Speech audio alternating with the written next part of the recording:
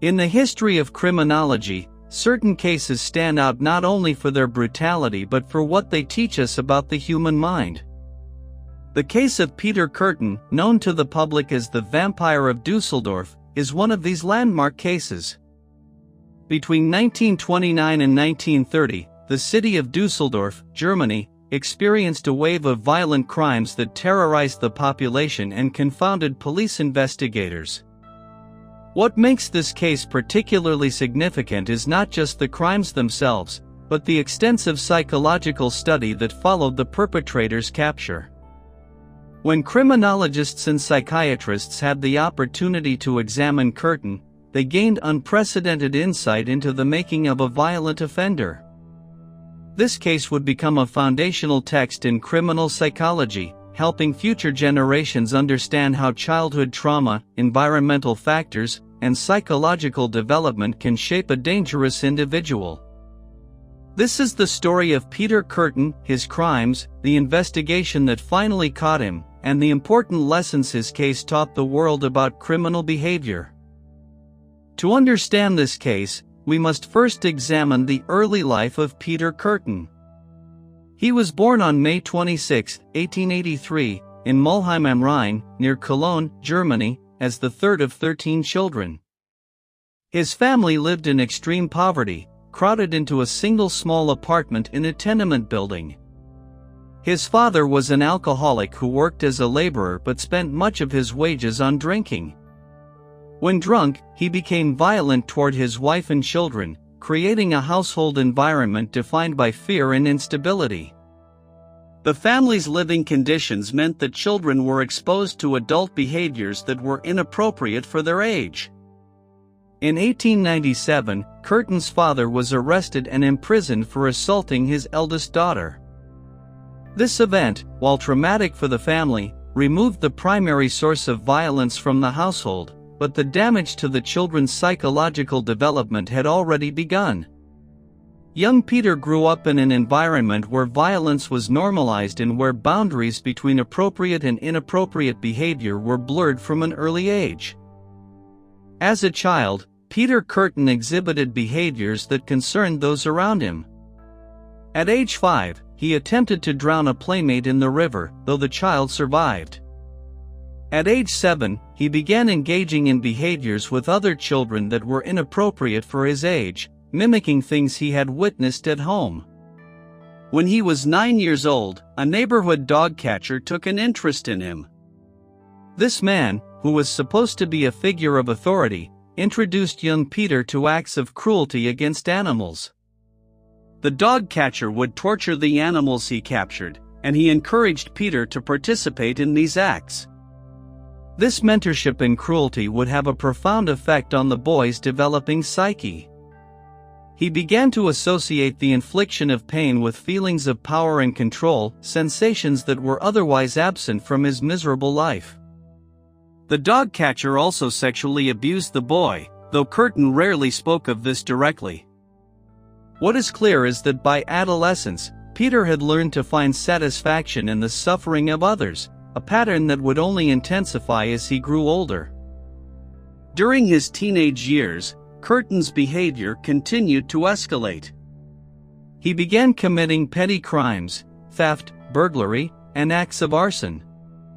Setting fires gave him a particular thrill. Watching something burn, knowing he was responsible for the destruction, made him feel powerful in a world where he otherwise felt powerless.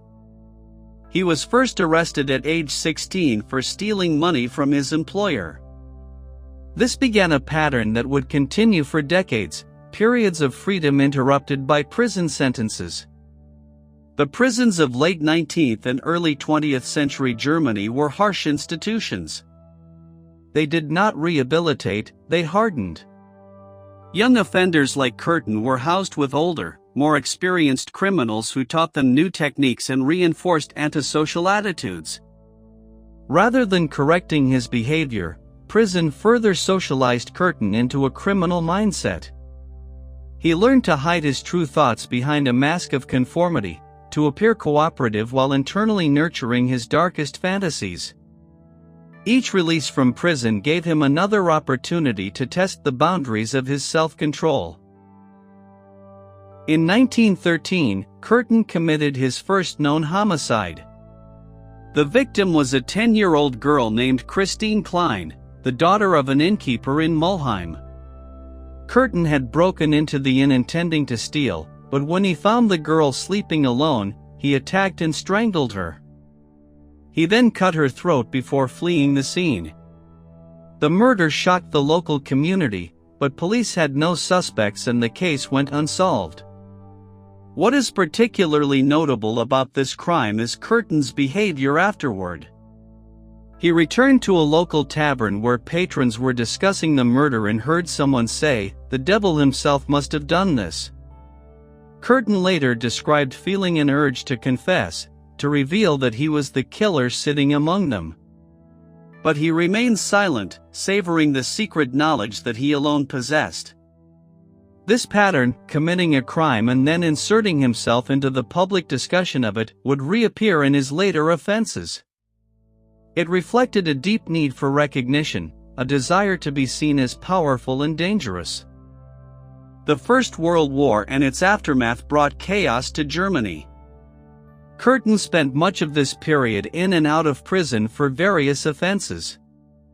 In 1921, following his release from prison, he moved to Düsseldorf, a major industrial city recovering from the war and the economic crises that followed. On the surface, he attempted to build a normal life. He found work in a factory and later in a foundry. He met Auguste Scharf, a maid, and they married in 1923. To neighbors and co-workers, Kürten appeared to be an ordinary, unremarkable man. He was quiet, polite, and kept to himself. His wife would later describe him as a kind and attentive husband who never raised his voice to her. But this normalcy was a carefully constructed facade. Behind it, Kürten harbored violent fantasies that he struggled to control. He would take his wife for walks in the countryside, pointing out scenic views while secretly noting isolated locations where a person could be attacked without witnesses. The tension between his outward conformity and his inner world of violence was building toward a breaking point. For several years after his marriage, Kürten managed to suppress his violent urges. The stability of work and marriage provided some containment. But in 1925, the urges resurfaced.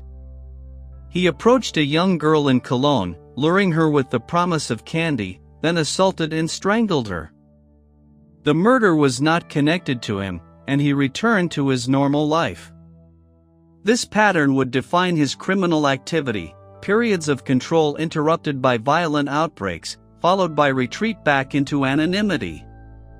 Between 1925 and 1929, Kürten committed additional offenses, but he remained unknown to police. He later described revisiting the locations where he had left his victims, not out of remorse, but to relive the experience. These returns gave him a continued connection to his crimes, allowing him to extend the satisfaction beyond the initial act. This behavior revealed the depth of his psychological disturbance. The crimes were not just impulsive acts but carefully curated experiences that he collected and treasured. The year 1929 marked the beginning of what became known as the Year of Terror in Düsseldorf. In February, a woman was attacked from behind with a hammer while walking home from a fair.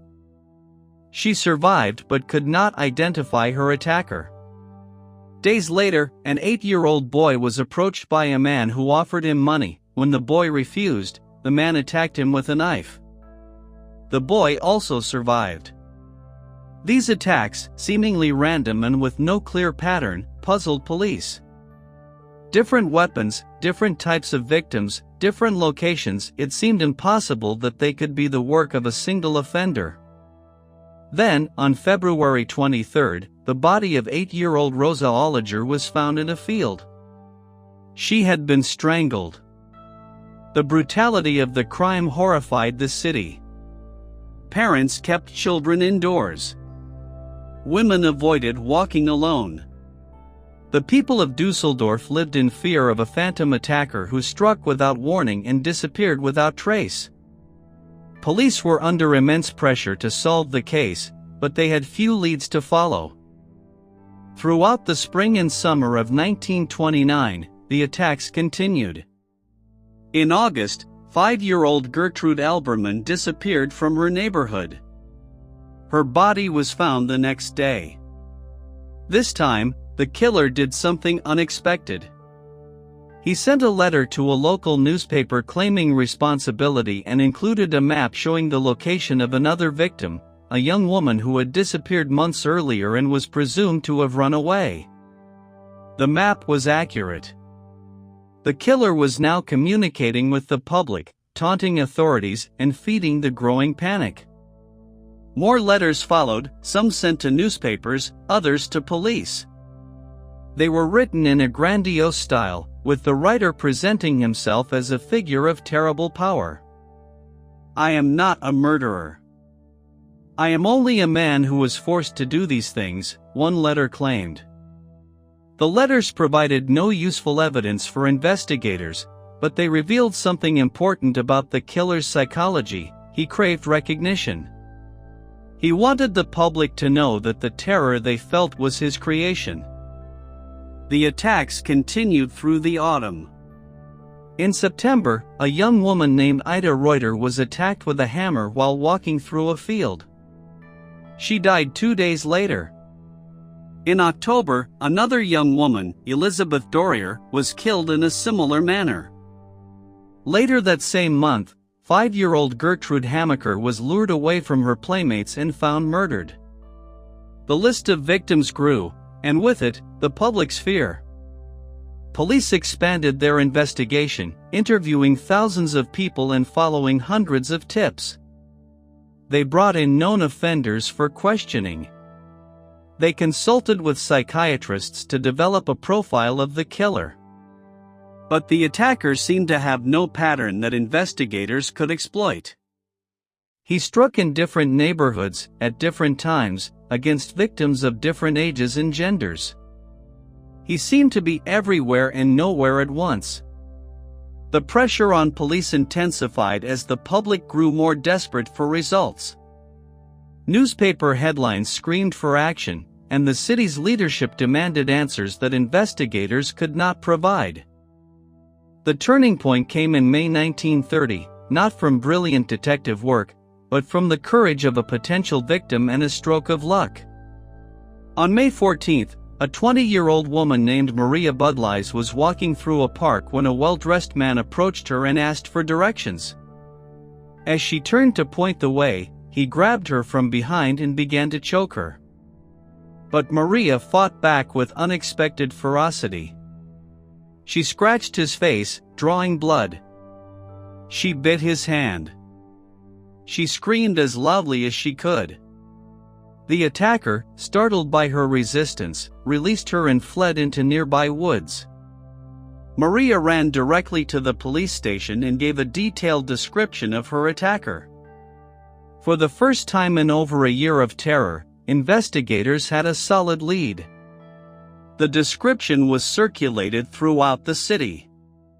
Police knew that the scratches on the attacker's face would be visible for days, and they urged anyone who had seen a man with fresh facial injuries to come forward. Days passed with no progress. Then, a woman walked into a police station and asked to speak with a detective. She was nervous and hesitant, but she had a story to tell. Her name was August Kürten, and her husband, Peter, had come home on the evening of May 14 with deep scratches on his face. When she asked what had happened, he told her he had been in a fight. Then, later that night, after drinking, he made a confession that terrified her. He told her he was the man who had attacked Maria Budleis in the park. And then, in a flood of words, he confessed to being responsible for the wave of terror that had gripped Düsseldorf for over a year. August struggled with what to do.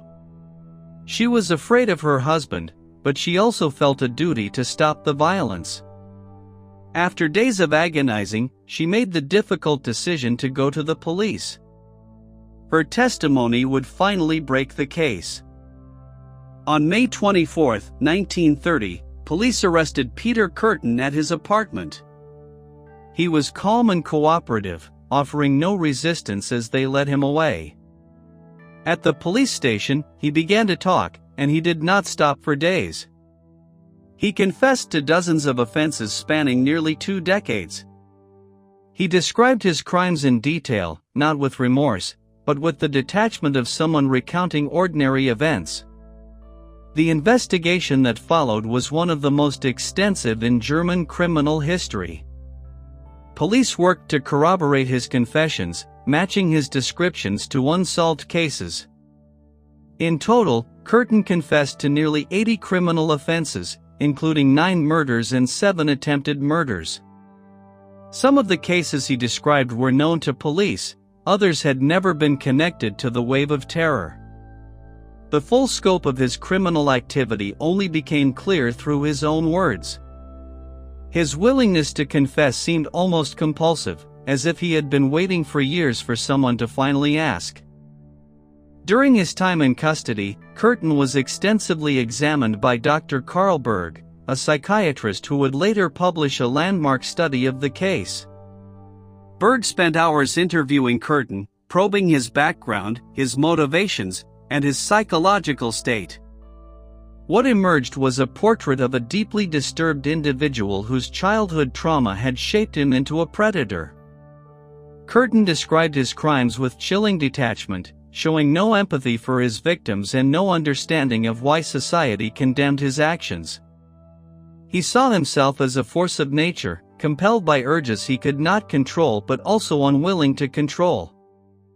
Berg diagnosed him as a psychopath, a term still relatively new in criminology at the time. The case would become a foundational text in the study of serial offenders, helping future generations of criminologists understand the psychological makeup of such individuals. Berg's detailed notes and observations remain a valuable resource for criminal psychology to this day. Kürten's trial began in April 1931 and attracted international attention. Reporters from around the world traveled to Düsseldorf to cover the proceedings. The courtroom was packed each day with spectators eager to see the man who had terrorized their city. When Kürten was let in, many were surprised by his appearance. He was small, neat, and unremarkable, a man who could easily be overlooked in a crowd. Throughout the trial, he sat quietly, showing little emotion as witnesses testified and evidence was presented. The prosecution built its case primarily on Kürten's own confessions, which were corroborated by physical evidence and witness statements. The defense argued that Kürten was mentally ill, a victim of his horrific childhood, and should not be held fully responsible for his actions. Dr. Berg testified about his psychological findings, describing Kürten as a sexual psychopath with profound personality disorders. But he stopped short of declaring him legally insane, noting that Kürten understood the difference between right and wrong and chose to ignore it. On April 22, 1931, the jury returned its verdict. Peter Kürten was found guilty of 9 counts of murder and 7 counts of attempted murder. He was sentenced to death. When asked if he had any final statement, Kürten stood and addressed the court. He confirmed his confessions and showed no remorse for his crimes. In the weeks that followed, while awaiting execution, he continued to speak with Dr. Berg, offering further insights into his psychology. He discussed his crimes, his childhood, and his understanding of his own condition. He showed curiosity about his upcoming execution, asking questions about the guillotine and what he might experience at the moment of death. His final words to Dr. Berg included a question that has been widely reported in criminological literature, whether, after decapitation, he might briefly hear the sound of his own blood. The question reflected his lifelong fascination with the boundary between life and death, a boundary he had crossed so many times in his victims. On July 2, 1931, Peter Kürten was executed by guillotine in the courtyard of Klingelputz prison in Cologne. Witnesses reported that he walked calmly to the execution site, showing no fear. With the fall of the blade, his life ended, and with it, the immediate threat he posed to society. But his case did not end there. The extensive psychological studies conducted during his imprisonment became important resources for criminologists and psychiatrists. Dr. Berg's book about the case, published in German and later translated into multiple languages, helped establish the foundation for modern criminal profiling and the study of serial offenders. The case demonstrated the importance of understanding an offender's background in psychology, not just for catching them, but for preventing future crimes. It also highlighted the limitations of the prison system in rehabilitating deeply disturbed individuals, a challenge that criminal justice systems continue to face today. The case of Peter Kürten remains relevant to criminology for several reasons. First, it provides a detailed case study of how childhood trauma, exposure to violence, and lack of healthy attachments can contribute to the development of severe antisocial behavior.